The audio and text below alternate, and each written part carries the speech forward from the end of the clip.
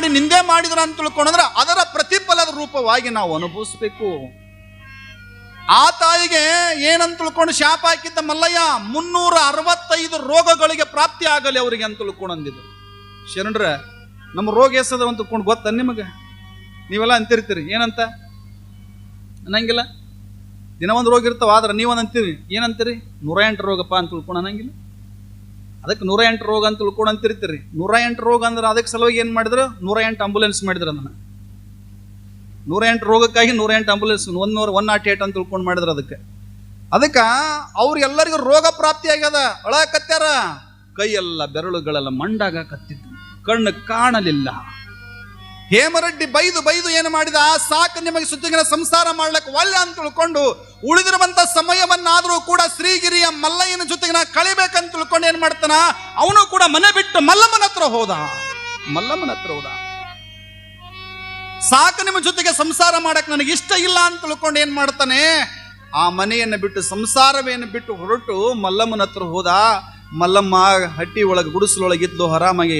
ಮಲ್ಲಮ್ಮ ಅಂತ ತಿಳ್ಕೊಂಡಂದ. ಯಾಕೆ ಮಾವನವ್ರಿ, ಯಾಕೆ ಏನಾಯ್ತು? ಮಲ್ಲಮ್ಮ, ಸಾಕಮ್ಮ, ನನಗೆ ಸಂಸಾರವೇ ಸಾಕಾಗಿ ಹೋಗಿದೆ. ನನಗೆ ಸಂಸಾರದ ಗೊಡವೆ ಸಾಕು. ಇನ್ನು ಮೇಲಿಂದ ನಾನು ಆರಾಮಾಗಿರ್ತೀನವಾ, ನಿನ್ನ ಜೊತೆ ಇಲ್ಲೇ ಇರ್ತೀನಿ.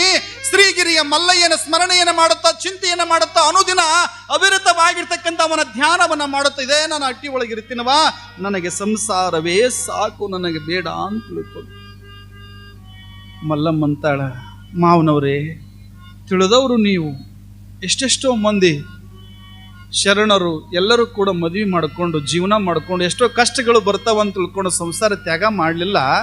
ಅವ್ರ ಹೆಂಡತಿ ಮಕ್ಕಳನ್ನ ಕರ್ಕೊಂಡು ಏನು ಮಾಡಿದ್ರು? ಜೀವನ ಮಾಡ್ಕೊಂಡು ಹೋಗ್ಯಾರ.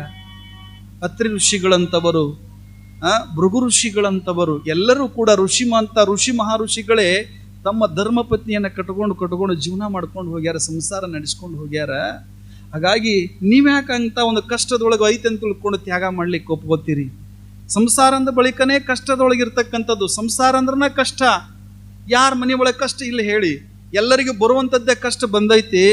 ಯಾಕೆ ಅನ್ಕೊಂತೀರಿ? ಹಾಗಲ್ಲ ಅನ್ನಕ್ಕೆ ಹೋಗ್ಬೇಡ್ರಿ ಅಂತ ತಿಳ್ಕೊಂಡು, ಇಲ್ಲ ಸಾಕು ನನಗೆ ಸಂಸಾರ ಅಂತ ತಿಳ್ಕೊಂಡು ಅನ್ನಕತ್ತಿದ್ರು. ಯಾಕೆ ಏನಾಯಿತು? ಮನೆ ಒಳಗಿರುವಂಥ ಸಂಪತ್ತೆಲ್ಲವೂ ಕೂಡ ಸರ್ವನಾಶವಾಗಿ ಹೋಗ್ಯದ. ಏನಂತ ಹೇಳಬೇಕು? ಮನೆ ಒಳಗೆ ಸೂಜಿಯ ಮದ್ದಲು ಮಾಡಿ ಮನೆ ಒಳಗೆ ಏನೇನು ಇಲ್ಲ.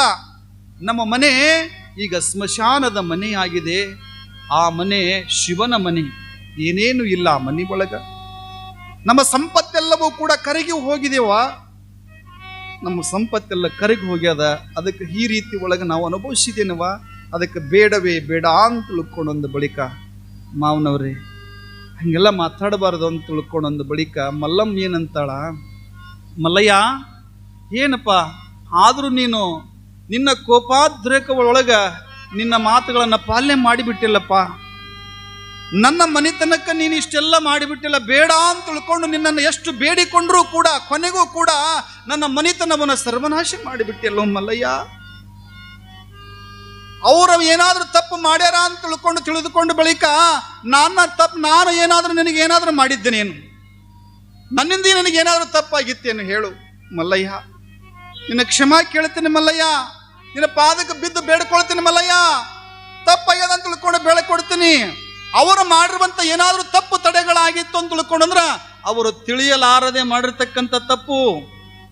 ಅವರು ನಿನ್ನ ಮಕ್ಕಳದಾರ, ಎತ್ತಿರುವಂತ ಮಕ್ಕಳು ಏನಾದರೂ ತಪ್ಪು ಮಾಡಿದ್ರ ಅಂತ ತಿಳ್ಕೊಂಡ್ರ ಅವರನ್ನ ಬಡಿದು ಬೈದು ಬುದ್ಧಿಯನ್ನ ಹೇಳಿ ಮನೆ ಒಳಗಿಟ್ಟುಕೊಂತಾರ. ಹಾಗಾಗಿ ನಿನ್ನ ಮಕ್ಕಳು ಏನಾದರೂ ತಪ್ಪು ಮಾಡಿದ್ರೆ ಅವ್ರಿಗೆ ತಿದ್ದಿ ಬುದ್ಧಿ ಹೇಳಿ ನೀನು ಅವರನ್ನ ಸಂರಕ್ಷಣೆ ಮಾಡಬೇಕು. ಅವ್ರಿಗೆ ಈಗೆಲ್ಲ ಮಾಡಿದ್ರೆ ಹೇಗ ಅಂತ ತಿಳ್ಕೊಂಡಂತಾಳ ಶರಣರ. ಹಾಗನ್ನುವುದರೊಳಗಾಗಿ ಇವೆಲ್ಲ ಹಿರೇಬೇನೆ ಬಂದಿತ್ತು, ಕುಷ್ಠರೋಗ ಬಂದಿತ್ತು, ಕಣ್ಣು ಹೋಗಿದ್ದು, ಮೂವರು ಓಡಿ ಬಂದು ಬಿದ್ದು. ಮಲ್ಲಮ್ಮ ನಾವು ಸಾಯ್ತೀವವ, ನಾವು ಉಳಿಯಂಗಿಲ್ಲ ಮಲ್ಲಮ್ಮ, ನಾವು ಉಳಿಯಂಗಿಲ್ಲ ಅಂತ ತಿಳ್ಕೊಂಡು ಅನ್ಕೊಂಡು ಏನ್ ಮಾಡ್ತಾರ? ಪದ್ಮಾವತಿ, ನಾಗಮ್ಮ, ಮಹಾದೇವಿ ಅವರು ಓಡಿ ಬರ್ತಾರ. ನಡಿಯಕ್ ಬರವಲ್ದು, ಮುಖ ನೋಡುವುದಕ್ಕೆ ವಿಕಾರವಾಗಿದೆ, ಅಸಹ್ಯವಾಗಿದೆ. ಯಾರು ಕೂಡ ಮುಂದೆ ನಿಂತ್ಕೊಂಡ್ರು ಕೂಡ ಅಷ್ಟು ವಾಸನೆ ಬರ್ತಾ ಇದೆ. ಅವರ ಮುಂದೆ ನಿಂದ್ರೋಕೆ ಯಾರು ಕೂಡ ನಿಲ್ತಾ ಇಲ್ಲ. ಅಂತ ರೋಗಕ್ಕೆ ತುತ್ತಾಗಿರ್ತಕ್ಕಂಥವರು ಮಹಾದೇವಿ, ನಾಗವ್ವ, ಪದ್ಮಾವತಿಯವರು ಅಳುತ್ತ ಬಂದು ಹಟ್ಟಿ ಹತ್ರ ಬಂದು ಯವ್ವ ಅಂತ ತಿಳ್ಕೊಂಡು ಹತ್ಕೋತ ಬಂದು ಬೀಳುತ್ತಾರ. ಅವಾಗ ಕಣ್ಣೀರು ಸುರಿಸ್ತಾಳ ಮಲ್ಲಮ್ಮ. ಅಯ್ಯೋ ಶಿವ ಶಿವ ಮಲ್ಲಯ್ಯ, ಆದರೂ ಕೊನೆಗೂ ಕೂಡ ನೀ ಮಾತಿನಂತೆ ನಿನ್ನ ಶಾಪಕ್ಕೆ ಗುರಿ ಆದರಲ್ಲ ನನ್ನ ನಗಣ್ಯರು, ನನ್ನ ಅಕ್ಕ ತಂಗಿಯರು ಗುರಿ ಆದರು, ನನ್ನ ಅತ್ತಿಯವರು ಗುರಿ ಆದರಲ್ಲ ನಿನ್ನ ಮಾತಿಗೆ. ಅವ್ರು ಯಾರು ತಪ್ಪು ಮಾಡಿದ್ರು ನೋಡಿ ಹೆಂಗಿರ್ಬೇಕು ಶರಣರ. ಅವ್ರು ಬೈದಾರ, ಬಡದಾರ, ಮನೆಯಿಂದ ಹೊರಗೆ ಹಾಕ್ಯಾರ. ಶರಣರ ನೆನಪಿರ್ಲಿ, ಅವ್ರು ಒಳ್ಳೇದಾಗ್ಲಿ ಅಂತ ತಿಳ್ಕೊಂಡು ಹಿತವನ್ನ ಬಯಸ್ತಾಳಂದ್ರ ಮಲ್ಲಮ್ಮ ಹೆಂಗಿರ್ಬೇಕು? ಮಲ್ಲಮ್ಮ ಎಂಥವಳು? ಅವಳು ಬೈದು ಬುದ್ಧಿ ಹೇಳ್ಯಾರ. ಹಿಂದೆ ಇರ್ತಕ್ಕಂಥ ಮಾತುಗಳು, ಒಂದೊಂದು ಮಾತುಗಳನ್ನು ನೆನಪಿಟ್ಕೊಂಡಿರ್ತಾರೆ ಎಷ್ಟೋ ಮಂದಿ ಶರಣರ. ಅಕಸ್ಮಾತ್ ನಿಮ್ಮ ಮನೆ ಒಳಗ ಏನಾದ್ರೂ ನಡೆದಿತ್ತ ಘಟನೆ ಅಂತ ತಿಳ್ಕೊಂಡ್ರ, ಒಂದು ಮಾತು ಏನಾದ್ರೂ ಅಂದಿದ್ರ ಅಂತ ತಿಳ್ಕೊಂಡ್ರ ಹೊಳ್ಳಿ ನೋಡಂಗಿಲ್ಲ, ಸಾಯೋ ತನಕ ಹೊಳ್ಳಿ ನೋಡಿ. ನಾನು ಯಾಕೆ ಹೊಳ್ಳಿ ನೋಡ್ಲಿ ಅಂತ ತಿಳ್ಕೊಂಡಂತೀರಿ. ಅಷ್ಟೆಲ್ಲ ಬೈದಾಳ, ಹತ್ತಿ ಬೈದಾಳ. ಅಕ್ಕ ತಂಗಿಯರು ಬೈದಾರ, ಬೈದ್ರು ಕೂಡ ಆ ಮಾತುಗಳನ್ನು ನೆನಪಿಟ್ಕೊಳ್ಳಿಲ್ಲ ಆಕಿ. ಅಯ್ಯೋ ಪರಮಾತ್ಮ, ನಮ್ಮ ಅಕ್ಕ ತಂಗಿಯರಿಗೆ, ನಮ್ಮ ಅತ್ತಿಯರಿಗಿಂತ ಬ್ಯಾನಿಯನ್ನು ಯಾಕೆ ಕೊಟ್ಟಿ ನನ್ನಪ್ಪ, ನಿನಗೆ ಹೇಗಾದ್ರೂ ಕೊಡುವಂತ ಬುದ್ಧಿ ಬಂತು ಅಂತ ತಿಳ್ಕೊಂಡು ಬೇಡಿಕೊಳ್ಳಕತ್ತಾಳ ಶರಣರ. ಅದಕ್ಕೆ ಅಂತಾರೆ ಏನಂತ ಅಂತ ತಿಳ್ಕೊಂಡ್ರ, ಪ್ರೀತಿಸಿದವರನ್ನ ಪ್ರೀತಿಸುವವ ಮಾನವ, ಪ್ರೀತಿಸುವವ ಮಾನವ, ಪ್ರೀತಿಸದವರನ್ನು ಪ್ರೀತಿಸುವವ ಮಹಾಮಾನವ.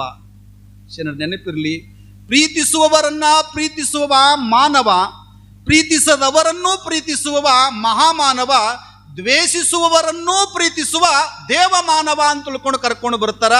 ಆ ರೀತಿ ಒಳಗ ದೇವ ಮಾನವೇ ಆಗಿರ್ತಕ್ಕಂಥವಳು ಯಾರಾದ್ರೂ ಇದ್ರ ಅದು ಶರಣೆ ಮಲ್ಲಮ್ಮ ತಾಯಿಯವರು ಅಂತ ತಿಳ್ಕೋಬೇಕು. ಮಲ್ಲಮ್ಮ ತಾಯಿಯವರು ಅಷ್ಟೆಲ್ಲ ದ್ವೇಷಗಳನ್ನ ಮಾಡ್ಯಾರ, ಅಸೂಯೆ ಪಟ್ಟಾರ ಮಲ್ಲಮ್ಮನ ಮೇಲೆ.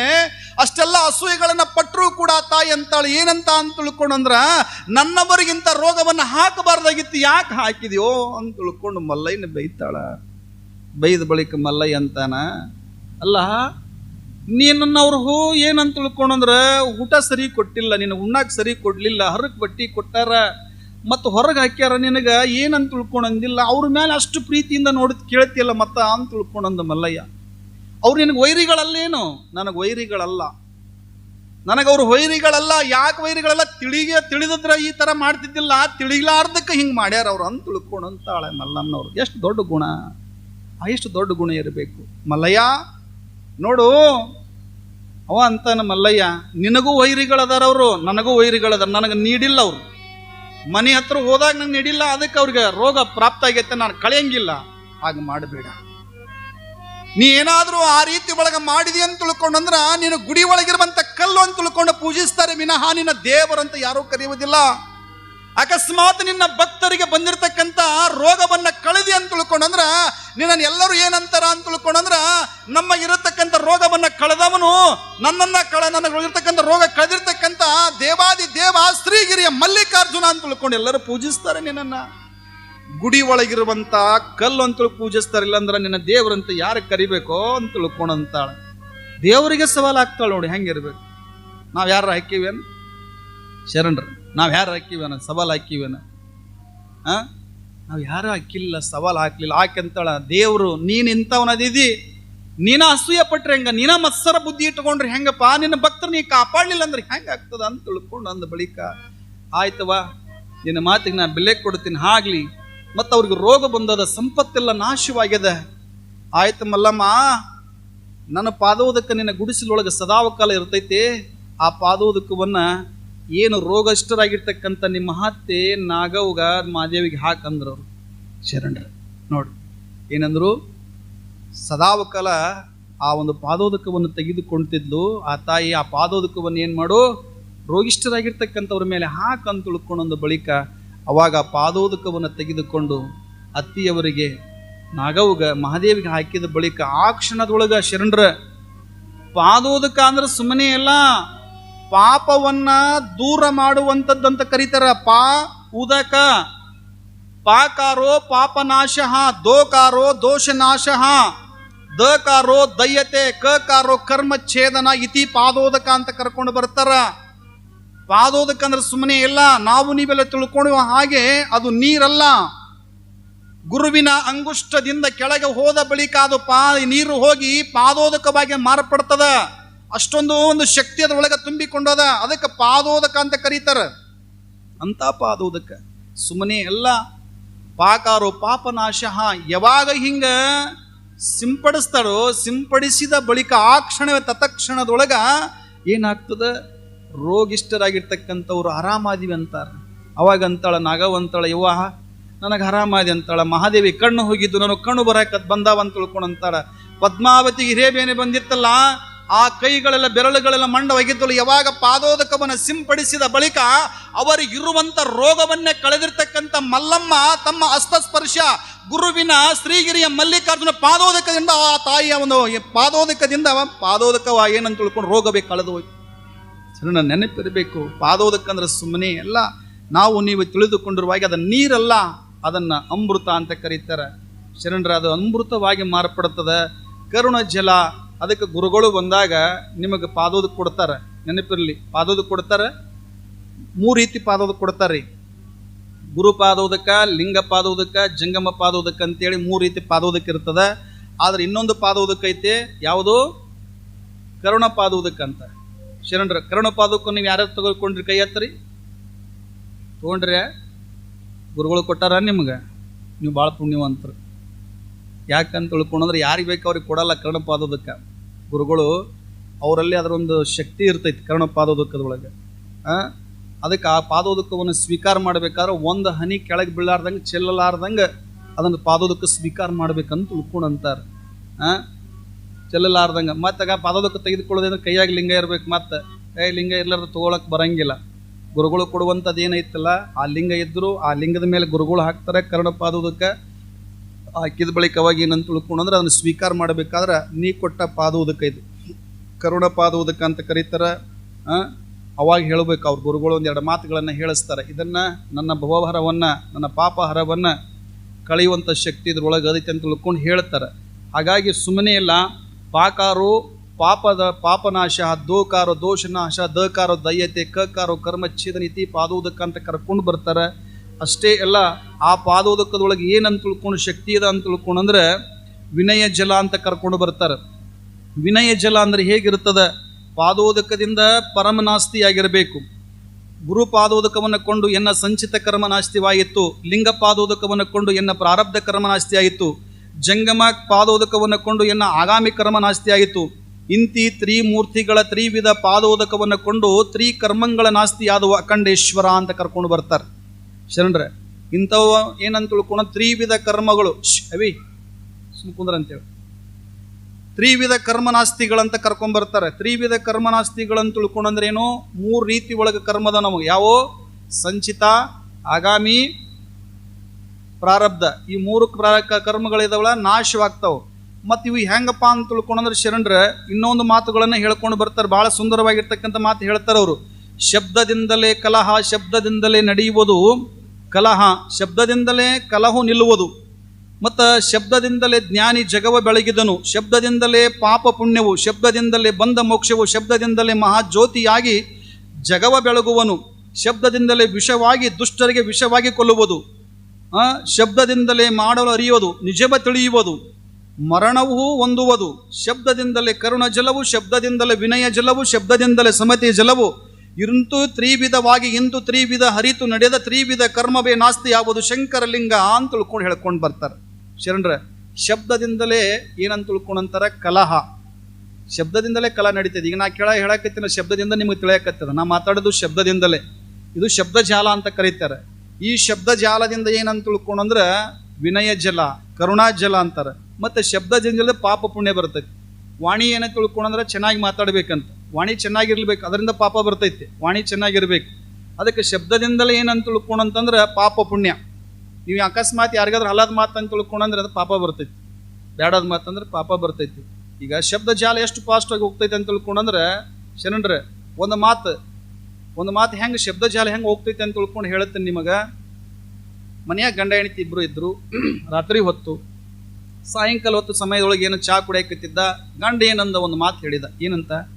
ಹೆಂಡತಿಗೆ ಹೇಳಿದಂತೆ. ಏನಂತ? ನಾ ಬಸ್ಸರಾಗಿನಿ ಅನ್ನಂತ. ಗಂಡ ಏನಂದ? ನಾ ಬಸ್ಸರಾಗಿನಿ ಅಂತ ತಿಳ್ಕೊಂಡಂತ. ನಾ ಬಸ್ಸರಾಗಿನಿ ಅಂದ ಬಳಿಕ ಹೆಂಡತಿ ಅದು ಏನು ಮಾಡಿತ್ತು? ಸುಮ್ಮನೆ ಇರಲಿಲ್ಲ. ಅದು ಪಕ್ಕದ ಮನೆಯಾಗ ಹೇಳ್ಕೊಂತ ಹೋತು. ಅವ್ರ ಮನೆಯಾಗ ಹೇಳಿತು, ಇವ್ರ ಮನೆಯಾಗ ಹೇಳಿತು, ಅವ್ರ ಮನೆಯಾಗ ಹೇಳಿ ಇಡೀ ಊರಿಗೆ ಗೊತ್ತಾಗ್ತದ. ಏನಂತ? ಹಿಂಗ ಇಂಥವಕ್ಕೆ ಹೆಣ್ತಿ ಬಸರಾಗ್ಯಾನಂತ, ಇಂಥವ್ನ ಹೆಣ್ತಿ ಗಂಡ ಬಸರಾಗ್ಯಾನಂತ, ಗಂಡ ಬಸರಾಗ್ಯಾನಂತ.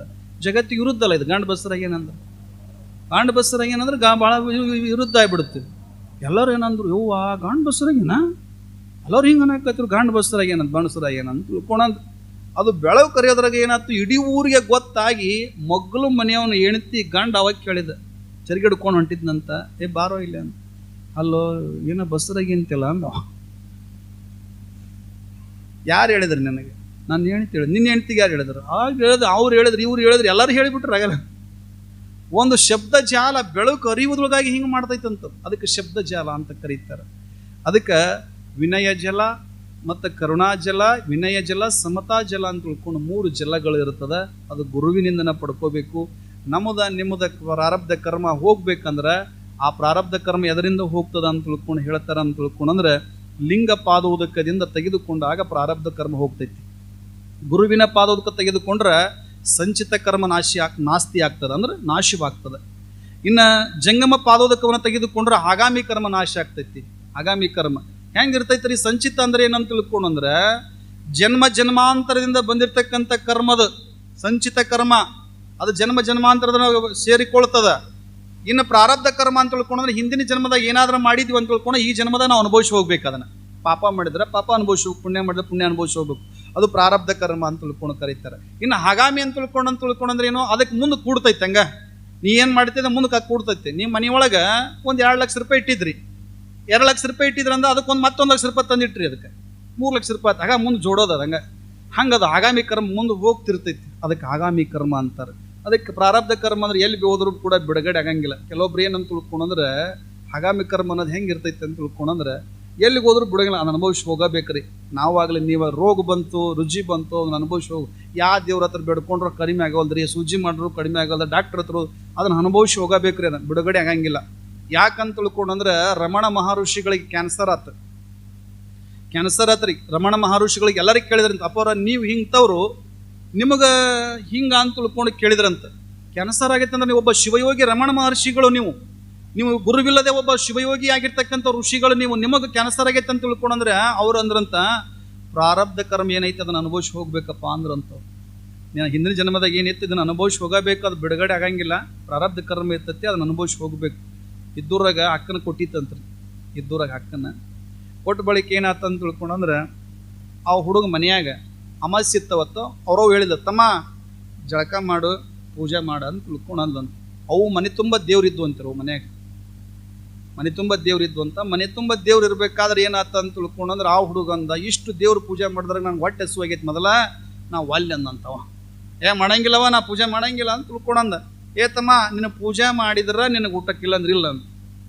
ಹಂಗೆ ಅನ್ನೋದ್ರಾಗ ಅವ ಅಂದ, ಏನು ಮಾಡೋದು, ಬೇಡ ತಗೊಂಡು ಸಮೀಪ ಅವ್ರ ಅಕ್ಕನ ಕೊಟ್ಟಿತ್ತಲ್ಲೇ, ಇದ್ದೂರ ಅಲ್ಲೇ ಕೊಟ್ಟಿತ್ತಲ್ಲ. ಅವ ಏನು ಮಾಡಿದ, ಅಕ್ಕನ ಮನೆಗೆ ಹೋಗಿ ಗುಂಡು ಬಂದ್ರಾತ, ನಮ್ಮ ಎಷ್ಟೊತ್ತರ ಯಾಕೆ ಪೂಜೆ ಮಾಡ್ಕೊಂಡು ಉಣಲಕ್ಕ ಅಂತ ತಿಳ್ಕೊಂಡು ಏನು ಮಾಡ್ದ, ಅಕ್ಕನ ಮನೆಗೆ ಹೋದ. ಅಕ್ಕನ ಮನೆಗೆ ಹೋಗೋದ್ರಾಗ ಏನಾಯ್ತು, ಅಂತ ತಿಳ್ಕೊಂಡು ಕಾಲು ಹಿಡಿದ್ರಾಗ ತಮ್ಮ ಬಂದು ಬಾ ಬಂದಿದ್ದು ಚಲೋ ಆಯ್ತು. ಏನು ಮಾಡಿವ? ಎಲ್ಲ ಹೋಳಿಗೆ ಮಾಡೀನಿ, ಹಪ್ಪಳ ಮಾಡಿ, ಸುಂಡಿಗೆ ಮಾಡೀನಿ, ಚಲೋ ಆಯ್ತು ಮಾರಯ್ಯ, ಬಂದಿದ್ದು ಚಲೋ ಆಯ್ತು, ಏನಿಲ್ಲ ಊಟಕ್ಕೆ ಕೊಟ್ಬಿಡವ ನನ್ಗೆ ಹೊಟ್ಟೆಸ್ತಂತ ಇವ ಅಂದ. ಇಲ್ಲ ತಮ್ಮ ಹಂಗೆ ಮಾಡಕ್ಕೆ ಬರಂಗಿಲ್ಲ, ನಾನು ಮನೆಯಾಗ ನಿಮ್ಮ ಮಾವ ಎಲ್ಲಿಗೆ ಹೋಗ್ಯಾನ ಬಂದಿಲ್ಲ, ಅದಕ್ಕೆ ಒಂದು ಸ್ವಲ್ಪ ಏನಿಲ್ಲ ನಮ್ಮ ಮನೆಯಾಗ ದೇವ್ರದ ಪೂಜೆ ಮಾಡಿ ಊಟ ಮಾಡಂತೀಯ. ದೇವ್ರದವ ಪೂಜೆ ಮಾಡಿ ಊಟ ಮಾಡಿಬಿಡಂತಿ ಅಂತ ತಿಳ್ಕೊಂಡು ಅಂದ ಬಳಿಕ ಅವ ಅಂದ, ಅಲ್ಲಿ ತಪ್ಸ್ಕೊಂಡು ಬಂದು ಇಲ್ಲಿ ತಪ್ಸ್ಲಿಲ್ಲಲ್ಲ ಅಂದವ. ಏನು ಮಾಡ್ಬೇಕು? ಅವು ನೋಡಿದ್ರೆ ಒಳಗೆ ಹೋದ ಜಗಲಿ ಮನ್ಯಾಗ ನೋಡ್ದ, ಜಗಲಿ ತುಂಬ ದೇವ್ರಿದ್ದು, ಮ್ಯಾಗಿದ್ದು ದೇವ್ರು. ಅವ ಅಂದ, ಇಷ್ಟು ದೇವ್ರು ಹಂಗದವು, ಹೆಂಗೆ ಮಾಡಿ ಅಂತ ತಿಳ್ಕೊಂಡಂದ. ಒಂದು ಬಿದಿರು ಪುಟ್ಟಿತ್ತಂತ್ರಿ, ಪುಟ್ಟ್ಯಾಗ ಹಾಕೊಂಡು ಅಷ್ಟು ದೇವ್ರು ಪುಟ್ಟ್ಯಾಗ ಹಾಕೊಂಡು ಸಮೀಪ ಹೊಳಿ ಇತ್ತಂತ್ರಿ. ಹೊಳಿದಾಗ ಒಳ್ಯಾಕೆ ಹೋದ.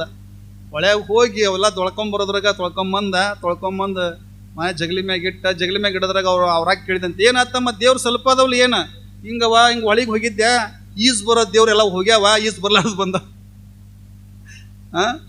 ಈಜ್ ಬರೋ ದೇವ್ರೆಲ್ಲ ಹೋಗ್ಯಾವ, ಈಜ್ ಬರ್ಲಾರ್ದು ಬಂದ, ತೊಗೊಂಬಂದಿ ನಾಳ ಅಂತ ತಿಳ್ಕೊಂಡಂತ. ಹಾಗಾಗಿ ಪ್ರಾರಬ್ಧ ಕರ್ಮ ಎಲ್ಲಿ ಹೋದ್ರೂ ಕೂಡ ಗಂಟೆ ಬೀಳ್ತದ ಅಂತ ತಿಳ್ಕೊಂಡು ಹೇಳುತ್ತಾ, ಹಾಗಾಗಿ ಅಲ್ಲಿ ಅವ್ರಿಗೆ ಏನು ಅನುಭವಿಸ್ಬೇಕಾಗೈತೆ ಅದನ್ನು ಅನುಭವಿಸಿ ಹೋಗಬೇಕು. ಅದಕ್ಕೆ ಪಾದೋದಕ ಮಹಿಮೆ ಅಂದ್ರೆ ಬಹಳಷ್ಟು ಇರ್ತದ. ಯಾರು ಸಿಂಪಡಿಸ್ತಾರೆ, ನಾ ಯಾಕೆ ಹೇಳಕತ್ತೀನಿ ಈ ಮಾತಂದ್ರೆ, ಪಾದೋದಕದ ಕಿಮ್ಮತ್ತು ಭಾಳ ಅದ. ಪಾದೋದಕ್ಕೆ ಕಿಮ್ಮತ್ತು ಭಾಳ ಐತಿ. ಯಾರು ಸ್ವೀಕಾರ ಮಾಡುತ್ತೀರಿ ಭಕ್ತಿಯಿಂದ, ಅವ್ರಿಗೆ ಇರುವಂಥ ಭವರೋಗವನ್ನು ಕಳೀತದ. ರೋಗವನ್ನು ಕಳೆಯುವಂಥ ಶಕ್ತಿ ಅದ. ಅಂಥ ಒಂದು ಶಕ್ತಿ ಪಾದೋದಕದೊಳಗದ. ಅಂಥ ಒಂದು ಶಕ್ತಿ ಪಾದೋಳಕ್ಕದ. ಅದಕ್ಕೆ ಪಾದೋಳಕ್ಕೆ ಸ್ವೀಕಾರ ಮಾಡಬೇಕಾದ್ರೆ ನೇಮಾದಿಗಳೇನಿಲ್ಲ, ಗುರುಗಳು ಕೊಟ್ಟ ಬಳಿಕ ಹಿಂಗೆ ಸ್ವೀಕಾರ ಮಾಡೋದಿರ್ತೈತೆ. ಹಾಗಾಗಿ ಯಾರೋ ಒಬ್ಬ ಬಂದಂತ ಏನಂತ ಊರೊಳಗೆ ಬಂದು ಕೇಳಾಕತ್ತಿದ್ದಂತ, ಇಲ್ರಿ ನನ್ನ ಹತ್ರ ಔಷಧ ತಂದೀನಿ ಅಂತ. ಔಷಧ ತಂದೀನಿ ಅಂದ ಬಳಿಕ ಎಲ್ಲರೂ ಬಂದ್ರು, ಏನು ತಂದಿನಿ ಅಂತ ತಿಳ್ಕೊಣ. ಸಾಯುವಂತ ಔಷಧ ತಂದೀನಿ ಅಂದವ. ಯಾರು ಸಾಯ್ಬೇಕಂತ ತಿಳ್ಕೊಂಡಂತೀರಿ, ಬರ್ರಿ ನನ್ನ ಹತ್ರ ಔಷಧ ತಗೋರಿ ಹೋಗ್ರಿ ಅಂದ. ಆ ಊರ ಮಂದಿ ಅಂದ್ರೆ ಏನು ಮರೆ ಸಾಯ ಔಷಧ ತಂದಿ ನಡಿಯತ್ತ ಕಡೆ ಅಂತ ತಿಳ್ಕೊಂಡು ಬೇಯಾಕತ್ತಿದ್ರು. ಇಲ್ರಿ ನನ್ನ ಹತ್ರ ಗೌರ್ಮೆಂಟ್ಲಿಂದ ಸರ್ಟಿಫಿಕೇಟ್ ತಂದೀನಿ, ಸರ್ಟಿಫಿಕೇಟ್ ಕೊಟ್ರೆ ನನಗೆ ಸಾಯೋ ಔಷಧ ಸಲುವಾಗಿ ಮಾರಾಕ, ನಾನು ಯಾರು ಕೊಟ್ಟು ಹೋಗಬೇಕು, ಹಂಗೆ ಹೋಗಂಗಿಲ್ಲ ಅಂದ. ಊರಾಗ ಮಂದಿ ಅಂದರು, ಏನು ಮಾಡ್ಬೇಕಪ್ಪ ಇವ ಹಂಗೆ ಹೋಗಂಗಿಲ್ಲ ಅಂತ ತಿಳ್ಕೊಂಡಂತಾನ. ಊರಾಗ ಒಬ್ಬವ ಏನಂತ ತಿಳ್ಕೊಂಡ್ರೆ ಕುಷ್ಠರೋಗ ಬಂದಿತ್ತು. ಊರು ಬಿಟ್ಟು ಹೊರಗೆ ಹಾಕಿದ್ರು ಅವರಂದ್ರು ಏನಂತ ಅಂದ್ರೆ ಅವನು ಕೊಡಿಸ್ಬಿಡೋಣ, ಅವನು ಕೊಡಿಸ್ಬಿಟ್ರೆ ಸಾಯ್ತೋಕನ ಹೋಗ್ತಾನೆ ಅಂತ ತಿಳ್ಕೊಂಡು ಕರ್ಕೊಂಬಂದು ಬಳಿಕ ಇವನ ಹತ್ರ ನಿಂದಿರಿಸಿದ್ರು. ಎಂಥದ್ದು ಬೇಕು ಔಷಧ ಅಂದ್ರೆ, ಎಂಥದ್ದು ಬೇಕು ಔಷಧ ಅಂತ ತಿಳ್ಕೊಂಡಂದು ಬಳಿಕ ಅವ ಅಂದ, ಎಂಥದಾರ ಕೊಡೋನು, ನನ್ನ ಹತ್ರ ಚೀರಾಡಿ ಸಾಯೋದೈತಿ, ಒದರಾಡಿ ಸಾಯೋದೈತಿ, ಮತ್ತು ಗಪ್ಚುಪ್ ಸಾಯೋದೈತಿ, ನಿನಗೆ ಯಾವ ಔಷಧ ಬೇಕು ಹೇಳಂತಂದ. ಒದರಾಡಿ ಸಾಯೋದೈತೆ ಮತ್ತು ಚೀರಾಡಿ ಸಾಯೋದೈತೆ, ನಿನಗೆ ಯಾವ್ದು ಬೇಕು ಹೇಳಂತ ತಿಳ್ಕೊಂಡ್ ಬಳಿಕ ನೀ ಅಂಥದ್ದು ಕೊಟ್ಟರು ನಾ ಕುಡಿತೀನಿ ಕೊಡು ಅಂತಂದ. ಆಯ್ತು ತಗೋ ಅಂತ ತಿಳ್ಕೊಂಡು ಬಾಟ್ಲಿ ಎತ್ತು ಕುಡ್ದ. ಎಲ್ಲರೂ ಅಂದ್ರೆ ಇವರು ಅವ್ನ ಸಂಬಂಧಿಕರಿಗೆ ಎಲ್ಲರಿಗೆ ಫೋನ್ ಹಚ್ಚಿದ್ರು, ಸಾಯ್ತೇನ ಎಲ್ಲರಿಗೆ ಹೇಳ್ಬಿಡ್ರಿ ನಾವು ಅಂತಂದು ಅಂದರು. ಅಂತ ತಿಳ್ಕೊಂಡ್ರೆ ಅವಾಗ ಗುಡಿಸ್ಲಾಗ ಹೊಗದ್ ಬಂದು ಬಳಿಕ ಇವ ಏನು ಮಾಡಿದ, ಹೋದ ಊರಿಗೆ. ಆ ಊರು ಬಿಟ್ಟು ಮತ್ತೊಂದು ಊರಿಗೆ ಹೋದವು. ಇವರೆಲ್ಲ ಅನ್ನಕತ್ತಿರು ಅವ ಸಾಯ್ತೇನ ಮತ್ತೆಲ್ಲ ರೆಡಿ ಮಾಡ್ರಪ್ಪ ಹಂಗೆ ಹಿಂಗೆ ಅಂತ ತಿಳ್ಕೊಂಡು ಎಲ್ಲ ಬಂದು ಬಾಂಧವ್ರಿಗೆಲ್ಲ ಫೋನ್ ಹಚ್ಚಕತ್ತಿರು, ಎಲ್ಲ ಮಾಡೋದ್ರಾಗ ಏನಂತ ತಿಳ್ಕೊಂಡ್ರೆ 1 ತಾಸು ಬಿಟ್ಟು ಹೋಗಿ ನೋಡಿದ್ರು ಇನ್ನೂ ಸತ್ತಿದ್ದಿಲ್ಲ, 2 ತಾಸು ಬಿಟ್ಟು ನೋಡಿದ್ರು ಸತ್ತಿದ್ದಿಲ್ಲ, 4 ತಾಸು ಬಿಟ್ಟು ನೋಡಿದ್ರು ಸತ್ತಿದ್ದಿಲ್ಲ, 5-6 ತಾಸು ಬಿಟ್ಟು ಬಳಿಕ ಸತ್ತನ ನೋಡ್ಕೊಂಬರ್ಲಿ ಅಂತ ತಿಳ್ಕೊಂಡ ಬಳಿಕ ಎಲ್ಲರ ಮನುಷ್ಯನೊಳಗೆ ಏನಿತ್ತಲ್ಲ ಎಲ್ಲರ ಸತ್ತು ಹೋಗ್ಕನಿವ ಅಂತ ತಿಳ್ಕೊಂಡಂತಿದ್ರು. ಕುಷ್ಠ ರೋಗಕ್ಕೆ ತುತ್ತಾಗಿದ್ದ, ಮುಖವೆಲ್ಲ ವಿಕಾರವಾಗಿತ್ತು. ಯಾವ ಸಾಯುವ ಔಷಧವನ್ನ ಕುಡಿದಿದ್ನಲ್ಲ, ಕುಡಿದ ಬಳಿಕ ಅವನಲ್ಲಿ ಕುಷ್ಠ ರೋಗ ಹೋಗಿ ನವ ಚೈತನ್ಯವೇ ತುಂಬಿಕೊಂಡಿತ್ತು. ತಾರುಣ್ಯಾವಸ್ಥೆಗೆ ಬಂದಿದ್ದ. ಯಾವಾಗ ತಾರುಣ್ಯಾವಸ್ಥೆಗೆ ಬಂದ ಬಳಿಕ ಊರಾಗ ಮಂದಿ ಅಂದರು, ಎಲ್ಲಿ ಹೋಗ್ಕೊಂಡು ನೋಡ್ರಿ ಅವ್ನು ಹಿಡ್ಕೊಂಬರ್ರಿ ಅವನಂತಂದ್ರು. ನಾ ಹೋಗ್ಬೇಕು, ನನಗೆ ಬೇಕು, ನಿನಗೆ ಬೇಕಂತ. ಅವ ಬದ್ಲಿ ಊರಾಗ ಹೋಗಿದ್ದ, ನನಗೊಂದು ಕೊಡ ಅಂತ ತಿಳ್ಕೊಂಡು ಅವ ಅನ್ನಕತ್ತಿರು. ಇಲ್ಲಿಂದ ಹೋದ್ ಇವು ಗಾಡಿ ತಗೊಂಡು ನನಗೆ ಕೊಡು ನಿನಗೆ ಕೊಡ ಅನ್ನಕತ್ತಿ. ಊರಿಗೆ ಒಂದಾಗ ಕೊಡ್ತೀನಿ, ಒಬ್ಬರಿಗೆ ಕೊಡ್ತಾನ ಅವ, ನನಗೆ ತಗೋಬೇಕಾಯ್ತು, ನೀ ತಗೋಕಾಯ್ತು. ಹಂಗ ಗುರುವಿನ ಪಾದೋದಕ್ಕೆ ಲಿಂಗ ಪಾದ ಚಿಂಗಮ್ಮ ಪಾದ ಬಹಳ ಕಿಮ್ಮತ್ತದ. ಮಲ್ಲಮ್ಮ ತಾಯಿಯವರು ಏನು ಮಾಡಿದ್ರು ಅಂತ ತಿಳ್ಕೊಂಡು ಅಂದ್ರೆ, ಮಲ್ಲಮ್ಮ ತಾಯಿಯವರು ಪಾದೋದಕವನ್ನು ಸಿಂಪಡಿಸ್ತಾರೆ. ಸಿಂಪಡಿಸಿದ ಬಳಿಕ ಅವ್ರಿಗೆ ಇರುವಂತ ರೋಗವೇ ಹೋಗಿತ್ತು, ಕುಷ್ಠರೋಗವೇ ಮಾಯವಾಗಿತ್ತು.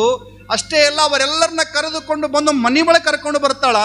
ಮನೆ ಒಳಗೆ ಕರೆದುಕೊಂಡು ಬಂದು ಶ್ರೀಗಿರಿಯ ಮಲ್ಲಿಕಾರ್ಜುನ ಪಾದೋದಕವನ್ನು ಸಿಂಪಡಿಸ್ತಾಳೆ. ಸಿಂಪಡಿಸಿದ ಬಳಿಕ ಮೊದಲು ಹೇಗಿತ್ತು ಮನೆ, ಆ ರೀತಿ ಒಳಗೆ ಸಮೃದ್ಧಿ ತುಂಬಿರ್ತಕ್ಕಂಥ ಮನೆಯಾಗಿತ್ತು ಹೇಮರೆಡ್ಡಿ ಮಲ್ಲಮ್ಮನವರ ಮನೆ. ಆ ರೀತಿ ಒಳಗೆ ಸಮೃದ್ಧಿ ತುಂಬಿಕೊಳ್ತು. ಮತ್ತೆ ನೆಟ್ಟು ಚೀಲ, ಎಲ್ಲೆಲ್ಲಿ ಬಂಗಾರ ಇತ್ತು ಅಲ್ಲೆಲ್ಲಿ ಬಂಗಾರ ಎಲ್ಲ ನಡೀತಿತ್ತು. ಅವಾಗ ಎಲ್ಲರೂ ಅನ್ನಕತ್ತಿದ್ರು, ಮನೆಯಾಗಿದ್ದವರು, ಇವ ನಮ್ಮ ತಪ್ಪಾಗೈತೆ ಕ್ಷಮಾ ಮಾಡು. ಹೇಮರೆಡ್ಡಿ ಅನ್ನಕತ್ತಿದ. ಏನಂತ, ಸೊಸಿ ಮಲ್ಲಮ್ಮ, ಇವತ್ತಿನಿಂದ ನಮ್ಮ ಮನಿತನ ಜವಾಬ್ದಾರಿಯವನ್ನ ನೀನ ಹೊತ್ಕೊಂಡು ಹೋಗು. ಇವತ್ತಿನಿಂದ ನಮ್ಮ ಮನಿತನವನ್ನ ನೀನ ನಿಭಾಯಿಸ್ಕೊಂಡು ಹೋಗುವ. ನಾವಿನ ಮೇಲೆ ಹಿರಿತನ ಮಾಡಂಗಿಲ್ಲ, ನೀನ ಎಲ್ಲ ನೋಡ್ಕೊಂಡು ಹೋಗು ಅಂತ ತಿಳ್ಕೊಂಡು ಮಲ್ಲಮ್ಮನವ್ರಿಗೆ ಹೇಳ್ತಾರೆ. ಹಿಡಿದ ಬಳಿಕ ಮುಂದೆ ಏನು ನಡೀತದೆ ಅನ್ನೋದನ್ನು ನಾಳೆ ದಿವಸ ನೋಡೋಣ.